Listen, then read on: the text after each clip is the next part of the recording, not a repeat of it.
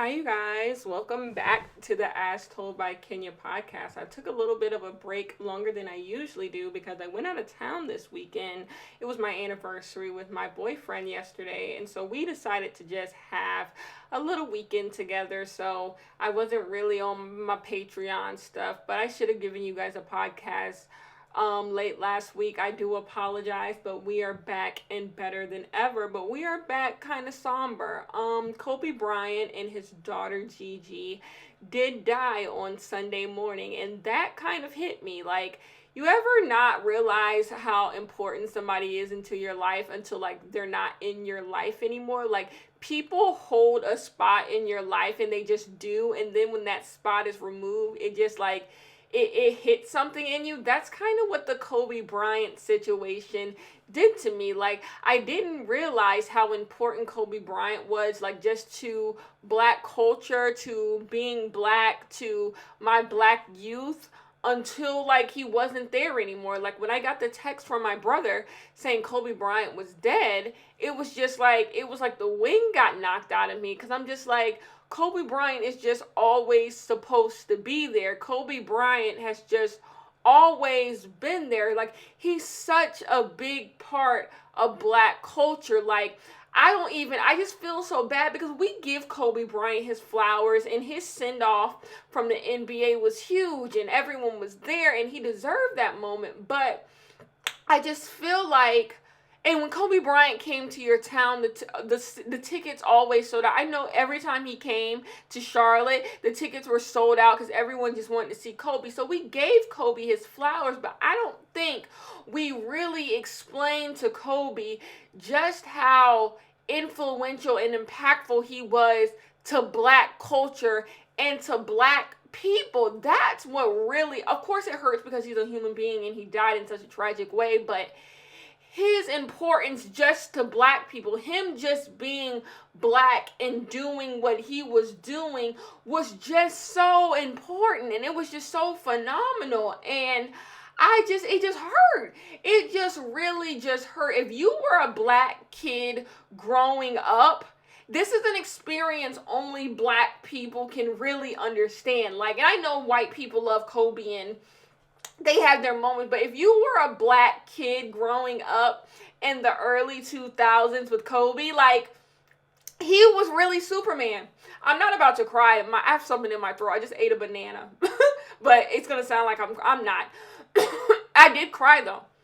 But yeah, you grew up and Kobe was just there. Like, you wanted, like, Kobe was Superman. Like, the things you saw Kobe do in the league, and every time you would turn on basketball at night or you would watch Sports Center at night, you saw Kobe highlights. He was just always there in your childhood. And even though you didn't know Kobe, he just felt like your big brother. He felt like your big brother. He felt like your dad. Like, he felt there. He just was ever present in black youth. And then I can only imagine the people who are older than me, so the people who are in their 30s who like really saw Kobe, and then the people who are like our parents' age who like saw Kobe come into the league. They saw Kobe dominate in the league, and then they saw him go down with the rape charge, and then to redeem himself. Like, they saw the whole journey, and to see it in this way, it's just gut-wrenching. Like,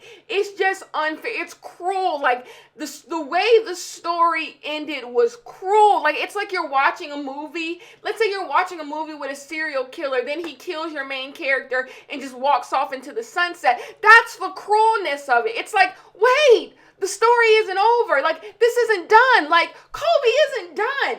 Kobe wasn't done. Like, when he got his send-off in the NBA, he wasn't done. Like, Kobe was supposed to get old. Like, that's what it hurts so much. Like, when people have drug addictions and stuff, or people are constantly in trouble, you're like, you might not live very long. But there's some people who are just supposed to get old. I look at a Beyonce. Beyonce is supposed to get old. We're supposed to see Beyonce at 70.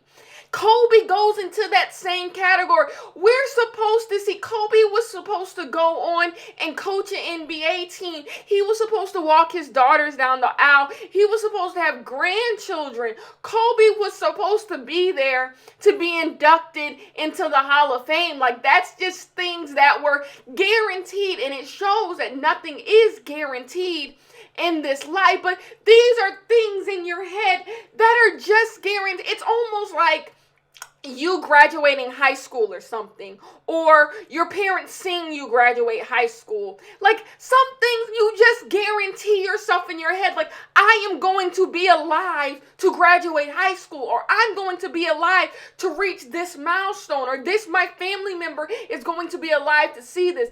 Therefore, when they're not, it's just like, whoa. So when people say tomorrow isn't promised, or you make plans and God laughs, it's the truth. Kobe was just supposed to be there.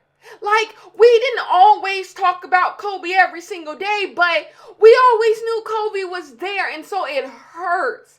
It hurts to see someone go, I don't know. There's a lot going on right now. I'm not crying. It sounds like I might be crying, but I'm really not. Like, I'm crying my tears. Like, now I'm in the remembering Kobe stage. Like, I'm going through the levels of grief, and like, I'm at acceptance. Like, I'm getting to acceptance. On the third day, I'm getting to acceptance. Like, accepting that you can't change what happened. Life is tragic, and you move.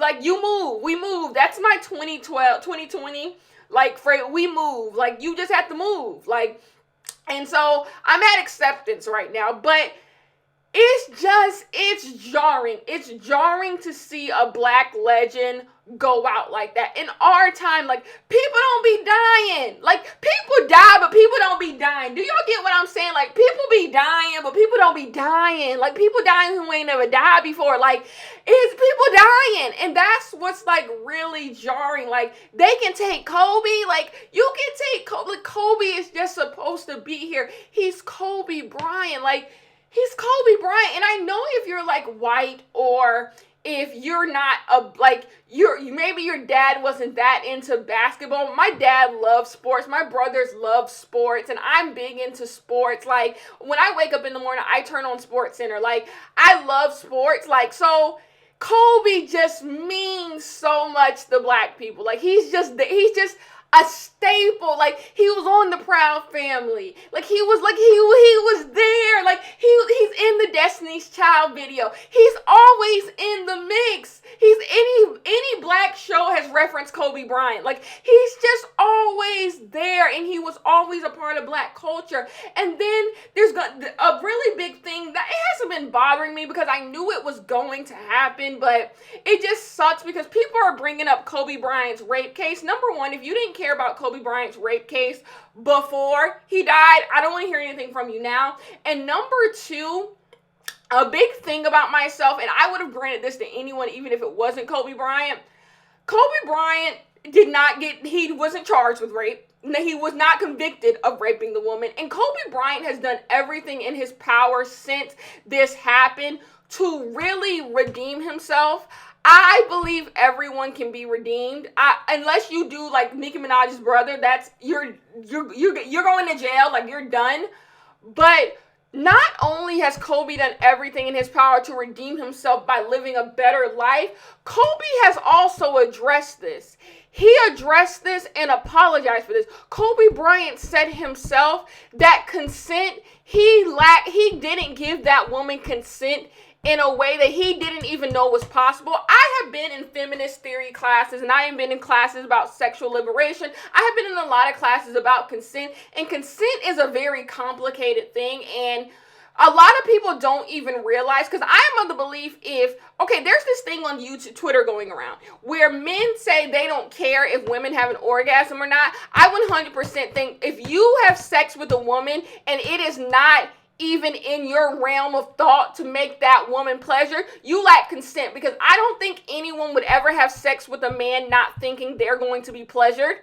So if you have sex with a woman with the idea that you don't care if she orgasms or you're not going to try to make her orgasm, you have taken consent away from that woman. You're giving her something that she did not ask for, even because your intentions aren't pure. So therefore, we all have different levels of what consent is. And let's say, okay, I said that, right? So if this were to happen to me, I can come out and say like, hey, there was no consent in this relationship if you say something like that to me.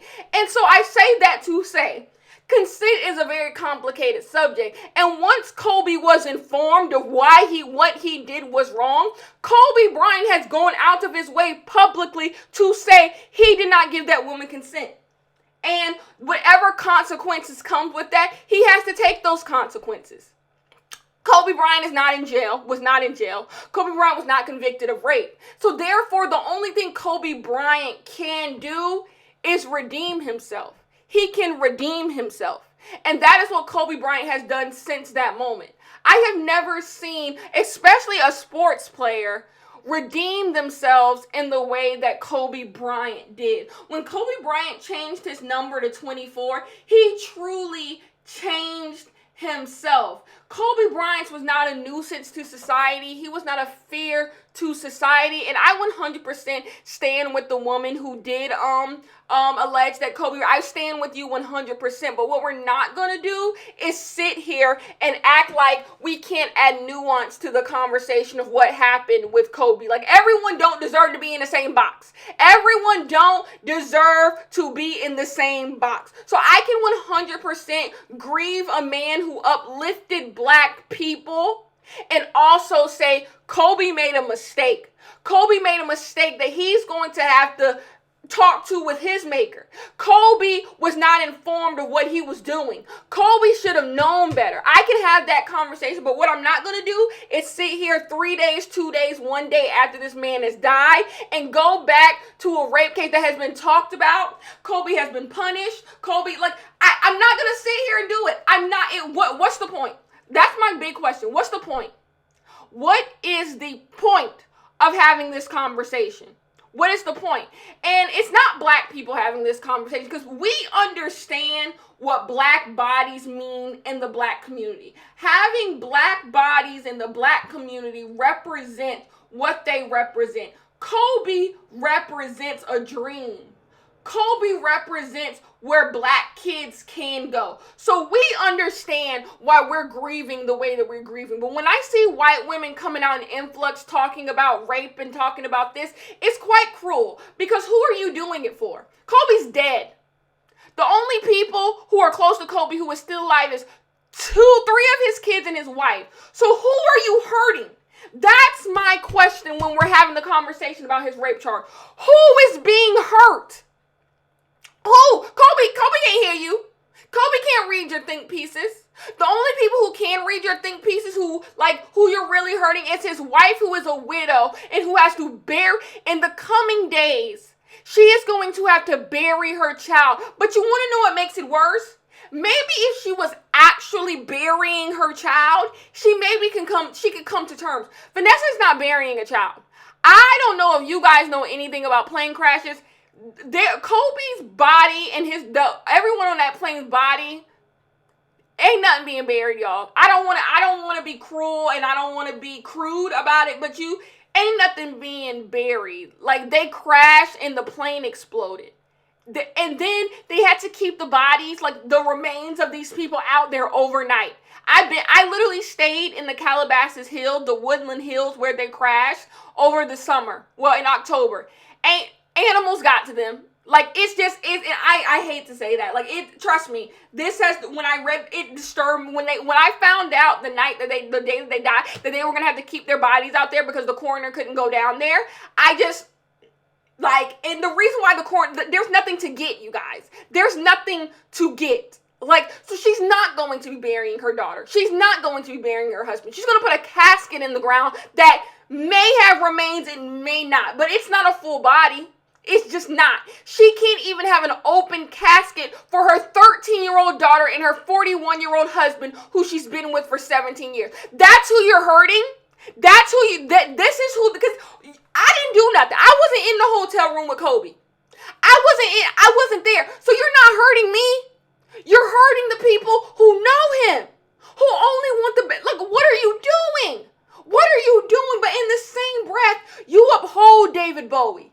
You uphold Elvis Presley. You uphold Confederate soldiers. You uphold doctors who did experiments on slaves. You uphold writers and poets who hated black people. So you can 100% understand taking someone for just their work, for what they did for a community. You can 100% understand that when it's your white faves. When it's white people get all the grace in their word and they've done worse. But a man who literally rebranded himself into a great man, now you want to write think pieces? No, I won't. This will be the last time I ever speak of Kobe Bryant's rape case. What's the point? What's the point? What's the point? What is really the point? There is none. There is none except trying to outwoke each other, outcare each other. You didn't care before. That's another reason why I'm not talking about. Y'all, not once in the past 10 years of my life have I thought about Kobe Bryant's rape case. So how foolish and sad of me, how performative of me would it be for me to bring up Kobe's rape case? It would be so freaking performative. When I watched Kobe's last game on TV, not once did I think of his rape case. So how performative would be of me in death to think of this? Like, I gotta hold it. I gotta hold that I didn't care before. I didn't care for the past decade. So how am I gonna start caring now? I'm not. People wrote think pieces on Kobe's rape case and when it happened. Go read those. Go read the people who did the work when it happened. I don't want to hear it. I don't want to hear because it 100% comes out of not letting black people have their moment. Black people are grieving a black legend. And this is you. You're ugly. You're ugly for this. You're ugly for this. The woman who it happened to, 100%, tell your story. Always. Survivors always tell your story. The rest of you, no. No. I'm not letting you do it. I don't want to see you do it. You can do whatever you want. I don't want to see you do it. And then children died. Do you hear me? Children died. We live in a world that's so cruel that 13-year-old children drop out of the sky. Do you understand what really happened Sunday morning? A 13-year-old lost her forever. Like, she lost forever. A mother lost forever with her child. A mother who carried her child for 9 months lost it all in minutes. In minutes. One choice took everything from this woman. This woman lost her husband and child. And you want to write think pieces? Let it go. Some days you got to stop. Some days you can take off. You can take off some days. You can. Your racism can't take one day off of Kobe. It can. It can. Kobe was an amazing father. After what happened in the early 10s, early 2000s, child, Kobe was a great husband. Like, that's what's so crazy. And I want to just give praise to, y'all know I love a good rebrand. I am the queen of a good rebrand. I love when people are able to rebrand and come back better than ever. And the Kobe rebrand was one for the books. It's what society at its best. Rehabilitation, making people better, people being better, because that's what I do this for. I do this for people to be better. Kobe came out better. And for him to lose his life like that, it hurts, bro. It hurts. Like, and I don't know how you guys feel about Kobe, but I'm going to be 100% honest. It hurt. To go out like this, with your child, and a lot of people are saying, like, oh, in their last moments, at least they were embracing each other. No, I don't want you guys to go read the details of the wreck, but y'all, imagine, they didn't know they was dying. Like, and I don't know which is better, knowing you're dying or dying, like, or it just gone. Like, at least he could have hugged her one last time if he knew, but then how does it feel to know you're gonna die? Like, y'all, they didn't know. Like, it's like hitting a wall at full, like, they just hit something. Like, you just thinking, oh, you just going about your day, and bow. Like, and it's just, I feel so bad. Those, I don't even want to say their last name, but the mother and daughter, not the mother and daughter, the mother and father who are on there are leaving 2 orphan kids. It gets bad. Like, yes, Vanessa Bryant is going through a lot, and no one wants to have the oppression Olympics and the grieving Olympics, but think of them kids. Think of them kids who lost a sister, a mom, and a dad in a matter of minutes. Like, think of them. They're orphans, you guys. One of them looks like he's older than 18, and I don't think you're an orphan if you already out the house. I don't think that's how it works. But they don't got moms. They don't have a mom anymore. They don't have a mom or a dad or a little sister anymore. Think that. Like, think about that and tell me, do you want to write think pieces when kids is dead? When kids is dead, you still want to write think pieces? Y'all do anything for clout. But we're going to move on swiftly and professionally. God rest Kobe and his daughter and all the peace in the world. Wrap Vanessa in love and wrap Vanessa in hope. That's what I want for Vanessa. I want Vanessa to keep hope. I want Vanessa to keep hope. That's the biggest thing. Like, I want Vanessa to just keep hope that tomorrow will be better. No day could be worse than the Sunday she had. So just keep hope that life gets better. Life keeps going. Her daughter and her husband would want her to keep on going, would want her to keep on fighting, would want her to make the best life for the 3 children that she still has. And that's what I hope happens. I hope she just holds that closely.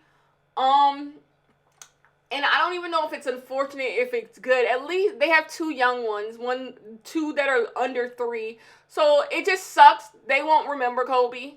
They won't remember their father, their kids. So after a few months, they'll forget he even existed.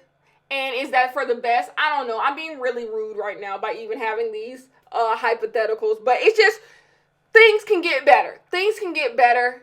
You have your oldest daughter, and y'all will keep his memory alive to those 2 youngest ones. But it's just, Vanessa. Vanessa's a good person, by the way, too. Vanessa gets a lot of flack because she's not black.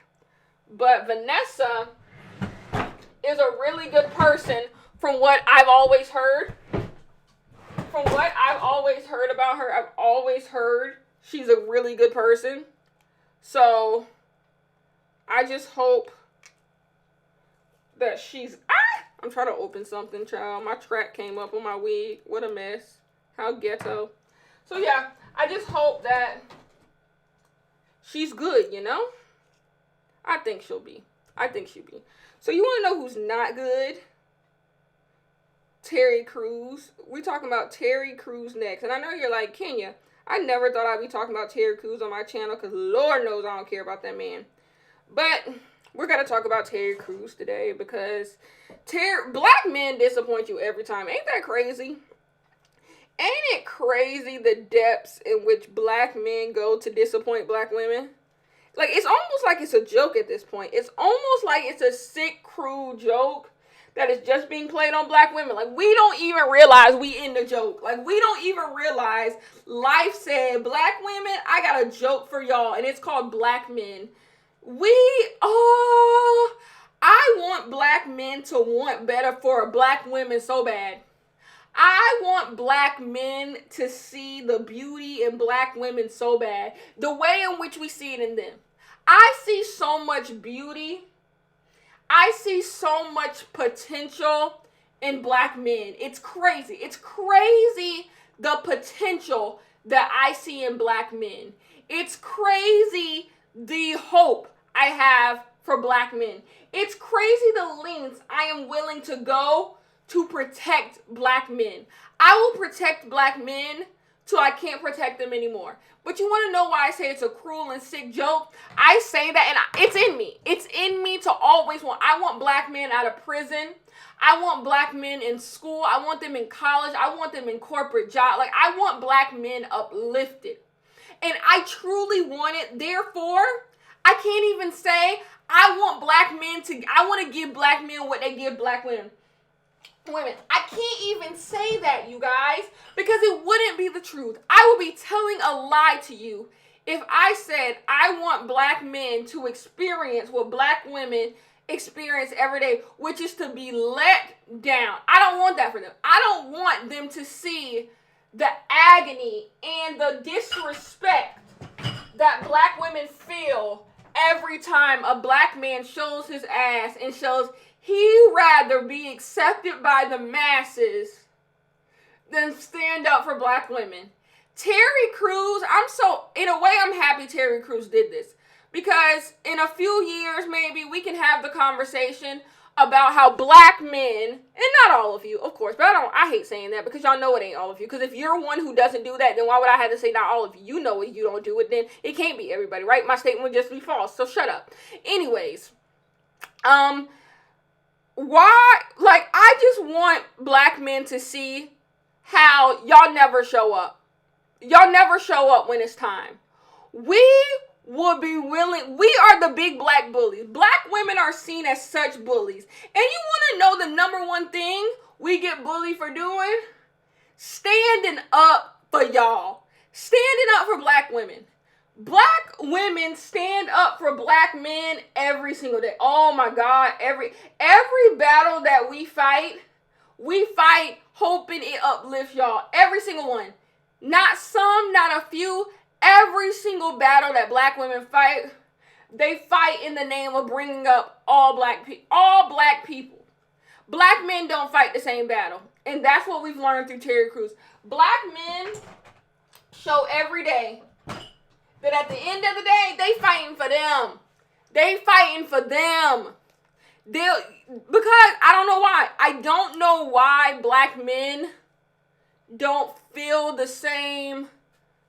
They don't feel the same. I don't know why they don't feel like standing up for black women is in their best favor. That when black women are uplifted, they're uplifted. I don't know why. Because that's how black women feel. Black women understand that the way the latter part of your race is treated is exactly how you'll be treated. White women are treated worse than white men, but not by much. Because let me get this right. Kenya, get it together, sis. Because white men are respected, black women are respected. Why do you think black men want to be with white women? Why do you think black men want to be with white women? Because they want to be white men. They have so much respect for white men that they want their women. Right? Right? That's exactly why. They have so much respect for white men that they show that respect. They don't even realize it. They show that respect by wanting to get with white women. So they can just feel an ounce of the power that white men have. So why do you understand? You can understand that because you engage in it, but not understand why the same thing will be said if black women get uplifted. By black women being uplifted, it uplifts black men. Or just understand that black women should just be uplifted. Who cares how it affects you? Fuck you. Just by black women being uplifted, you're uplifted. Or just by black women being uplifted, black women are uplifted. But they don't understand that because Terry Crews is going on the I don't give a fuck about Gabrielle Union and whatever the hell Gabrielle Union is going through tour. He is on the fuck Gabrielle Union tour. Who would have thought? You mean the same black women who fought tooth and nail when you came out in the Me Too movement? I mean, we came out and drove. We had to protect Terry Crews from Black Men. We did that. No one else did that but us. We did that. And he repays us by taking the biggest dump on us because he getting the white man's money. Do you see how they do us? Do you see how we are always the fool? We are always the losers. We lost. We are such losers.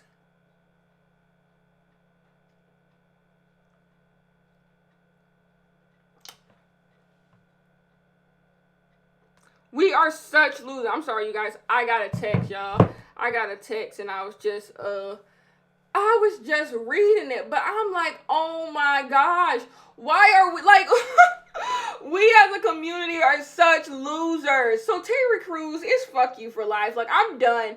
I don't want to put like, and it sucks because it makes you want to be like, well, you know what? I ain't fighting for nobody no more. Does it not? All my black women, does it make you want to be like, I ain't fighting for nobody no more? Like, Terry Crews, go out to the wolves, but I can't do it. I can't sit there and watch black men being belittled or being called names and being called this because it's not in me not to stand up for what is right.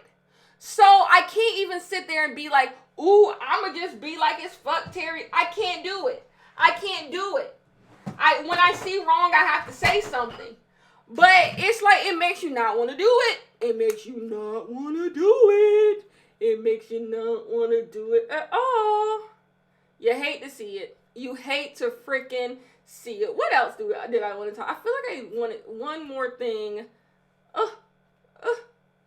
to talk. The Grammys. I wanted to talk about the Grammys. My Stan Twitter days are long behind me. So I'm not really caring about the Grammys. I don't care who won. All I know is, this is what I want to say.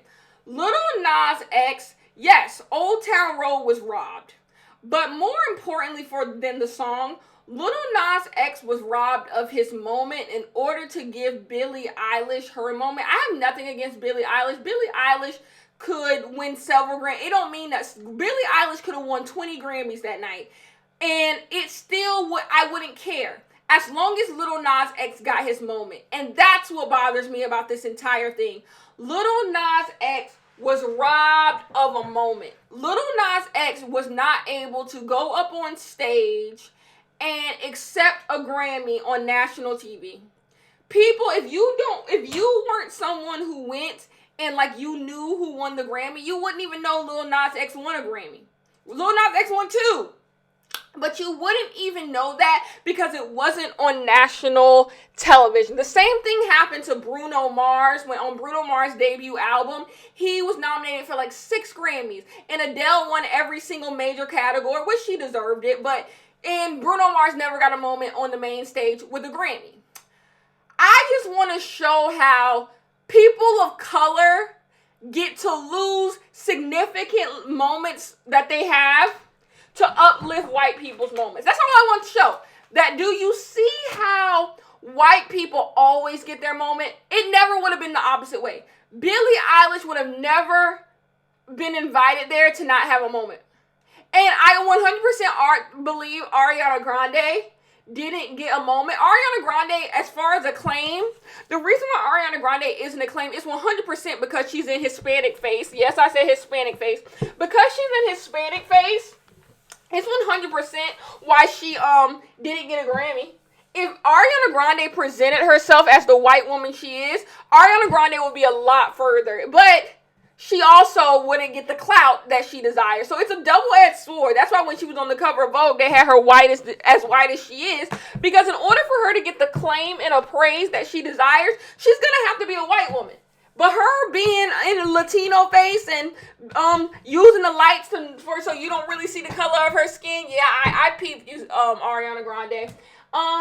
It 100% doesn't work in her favor because the Academy sees her as a POC. They really do. People are fully aware of the fact that they're not aware of the fact that Ariana Grande is a white woman. The average person who is not on Twitter does not know Ariana Grande is a white woman. They all believe Ariana Grande is Hispanic.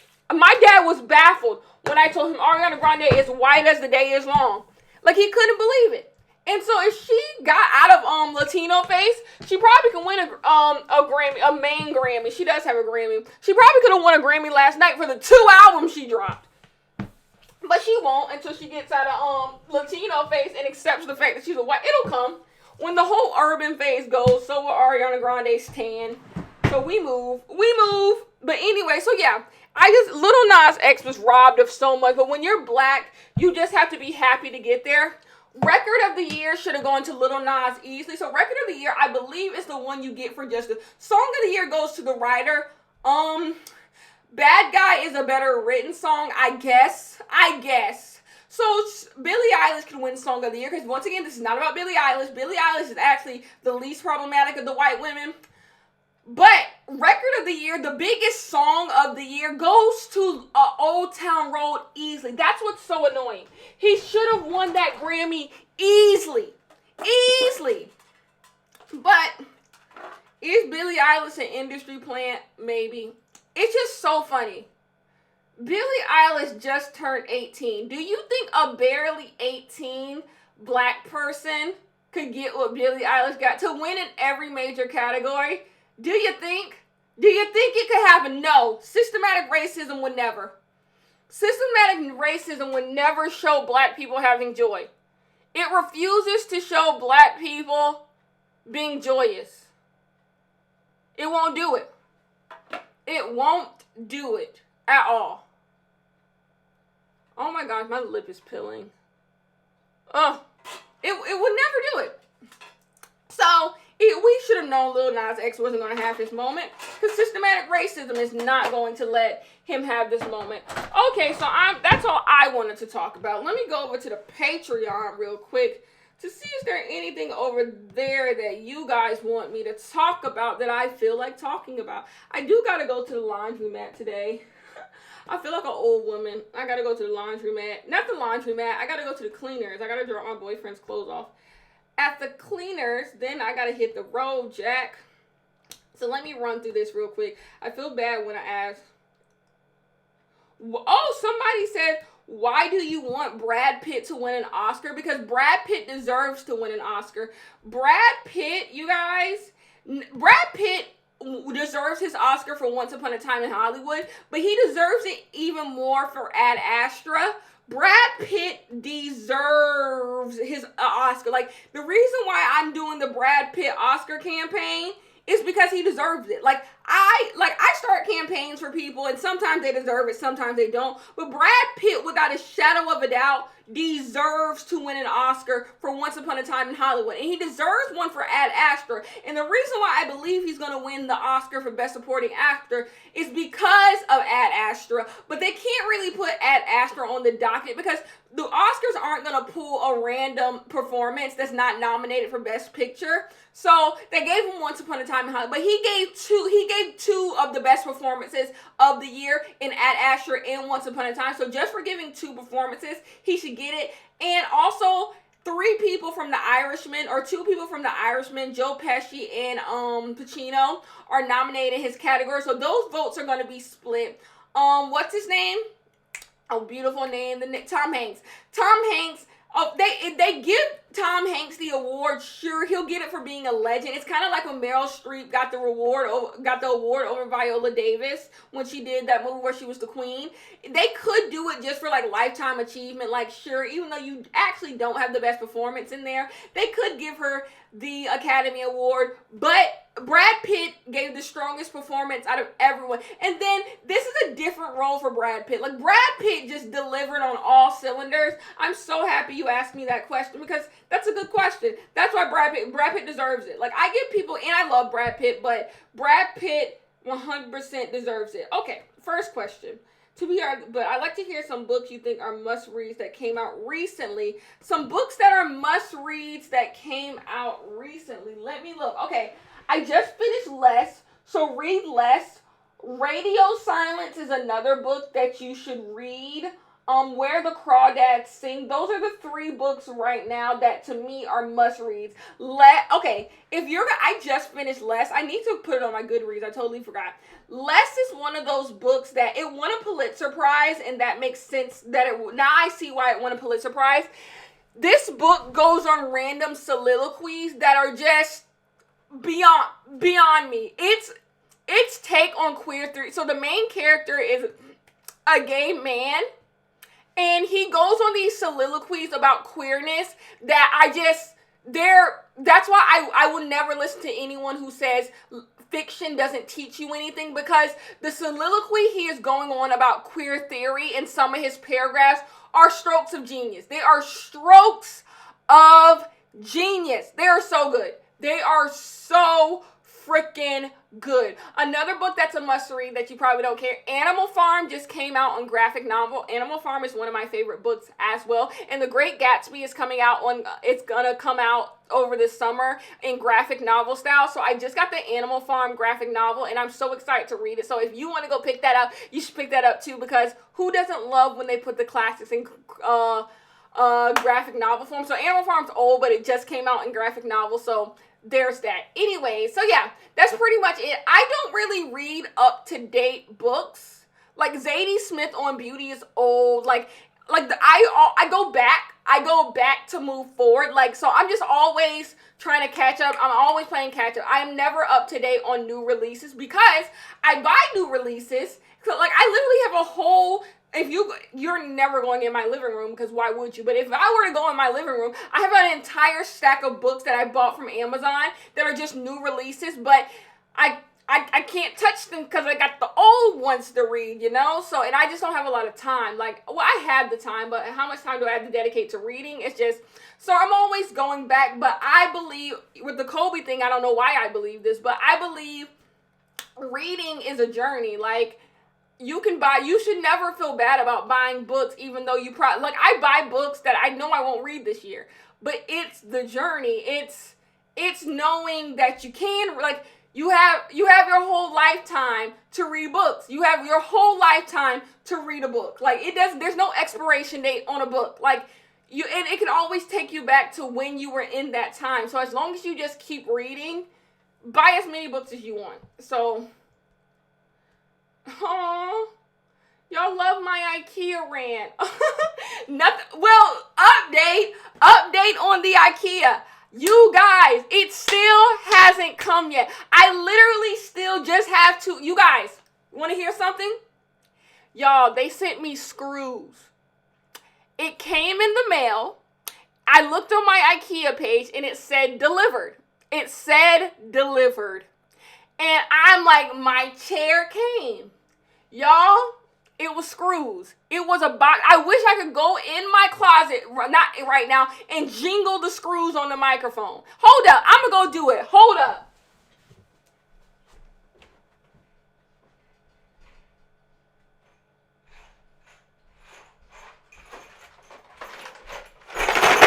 You guys, I am holding a box of screws. A box of screws in my hand right now. A box of screws. Like, they're like literally a box of screws with my address on it. Imagine how tired I am. Imagine how tired I am when my boyfriend said your IKEA package came and he had literally an envelope of screws in his hand. I was so disgusted. So anyways, my chair should be coming today by the end of the day on FedEx. You guys, when I tried to get a refund for my chair, they gave me the runaround. And then finally, they said they'd give me the refund after I had to act an ass. And I was like, but then it hit me. If they gave me the refund, I would just go I want the chair. I want my chair. And so they said, I literally had to just run to go get those screws. They resent the chair, and the chair should be here today. You guys, if it is missing one piece, if you see someone in jail for possibly inflicting danger onto IKEA, it's me. It's me. If you hear someone in the Atlanta area who went to jail for threatening an IKEA, it's me. I'm the one in jail. Because if that box that comes to my house today, by the way, it was supposed to get here Friday or Monday, but we're at Tuesday. And it said it's getting delivered today. If it don't have all them pieces you got, if I swear to God, I'm done. I'm done with IKEA. I'm freaking done at IKEA. Ooh, I answered that question. Oh, I'm sorry, Cameron Foss. You said you didn't want me to talk about Kobe and so I'm so sorry, Cameron. I had to show my respect. They need to free Britney. They really do need to free Britney. Everyone asking about that, they need to free Britney. I don't even. It's so dark and ugly. Okay, I did guess. Jeffree Star is a low brow hanging asshole. I hate him. I hate him. Like, I can say it here because I hate Jeffree Star. And someone tweeted earlier and said it's more than just the race. It is more than the racism because there's several racist people. I don't make videos all the time on PewDiePie and he's just as racist as Jeffree Star. No. It's more than the racism that makes Jeffree Star intelligent. It's his entire presence that makes him so disgusting. I hate him so much. The grieving process of dealing with, I don't know, you guys. I'm so happy I hit on some of this earlier. I don't even know how you grieve celebrity deaths because listen to this. Okay, I don't want Vanessa to come out and say anything to any of us. I just want Vanessa to appear in a few years and it's just like, I'm here. I don't want her to go out of her, but in another sense, don't you feel like you just want to wrap your arms around Vanessa and you don't want to intrude, but you kind of want to know, and so you're left at this middle. I don't know, Kobe. Kobe ain't know me, so I'm not owed anything. I shouldn't expect an invitation to the funeral. I shouldn't expect to know what's going on with the services, but I want to know. I want to what are we doing? What are we doing for Kobe? But I don't know Kobe, and so it's just this real middle area because you don't get no closure. It's weird. Celebrity deaths are weird because you get no closure. You don't go to the funeral. You don't know how the children are doing. You don't know how anyone is doing. So you're just left grieving. You're just left grieving. And it hurts. The Kobe thing hurts. It genuinely hurts. It hurts so bad. So I don't even know my movie opinions. I watch so many movies that I can't even tell you.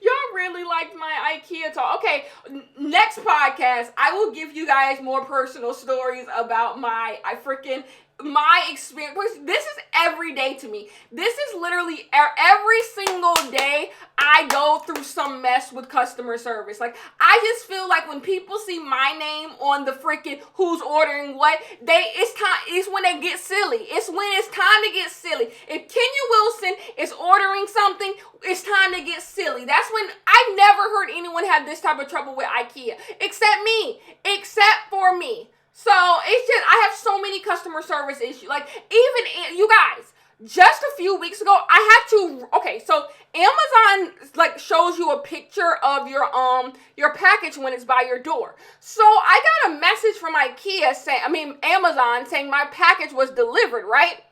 It wasn't my package was not delivered. So I go to Amazon trying to see what was delivered, sis.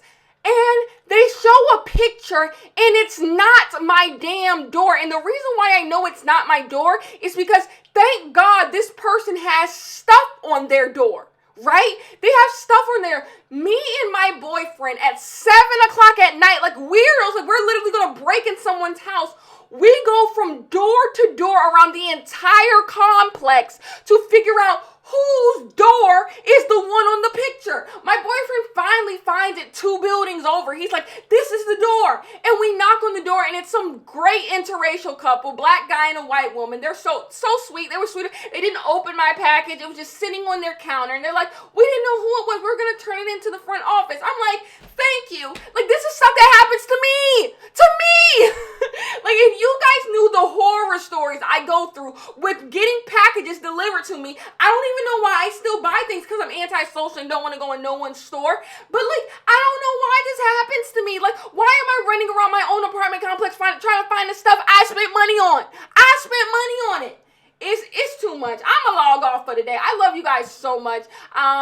You will listen to me in my next one. Goodbye.